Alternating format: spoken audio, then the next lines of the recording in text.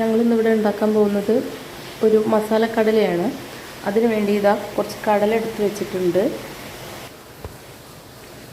അതിലേക്ക് കടലമാവ് ചേർത്ത് കൊടുക്കുക. 2 സ്പൂൺ കടലമാവാണ് ചേർക്കുന്നത്. 1 സ്പൂൺ മുളക് പൊടി ചേർക്കുന്നുണ്ട്. 1/2 സ്പൂൺ മഞ്ഞൾപ്പൊടി, 1 സ്പൂൺ ഇഞ്ചി വെളുത്തുള്ളി പേസ്റ്റ്, ആവശ്യത്തിന് ഉപ്പ്, 10 വെളുത്തുള്ളി ചതച്ചത് ചേർത്ത് ആവശ്യത്തിന് വെള്ളം ഒഴിച്ച് നന്നായി മിക്സ് ചെയ്യാം. ഒരു പാൻ അടുപ്പത്ത് വെച്ച് എണ്ണ നന്നായി ചൂടായ ശേഷം കടല ഇട്ട് കൊടുക്കാം.